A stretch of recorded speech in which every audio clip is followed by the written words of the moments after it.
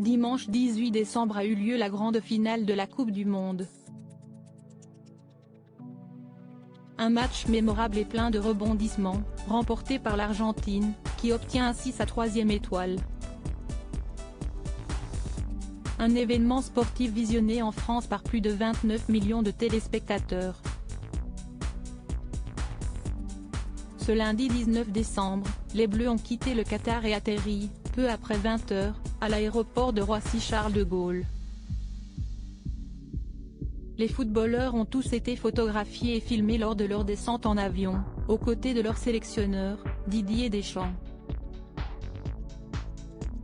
Ils n'étaient pas les seuls à prendre ce vol puisque Brigitte Macron était également présente dans l'appareil, pour voyager avec les Bleus.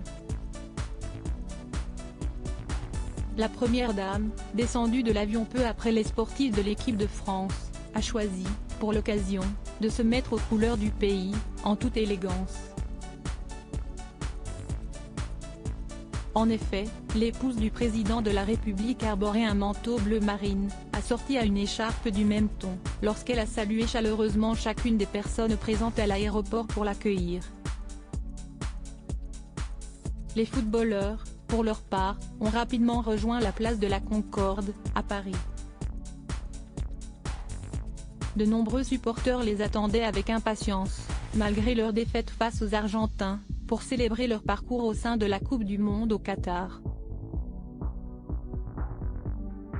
Supérieur à Shakira, Eric Cantona, François Hollande. Ces stars qui boycottent la Coupe du Monde. Un Noël des troupes passé à bord d'un porte-avions de la marine française. De son côté, Emmanuel Macron n'a pas voyagé avec sa femme puisqu'il a quitté Doha pour l'Égypte, plus tôt dans la journée.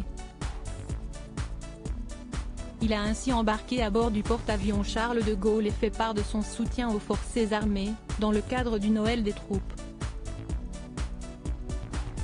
Le président de la République a prévu de dormir ce soir dans le fameux fleuron de la marine française, avant de rejoindre, mardi 20 décembre, la Jordanie. Article écrit avec la collaboration de 6 médias Crédit Photo, Capture Écran CNU.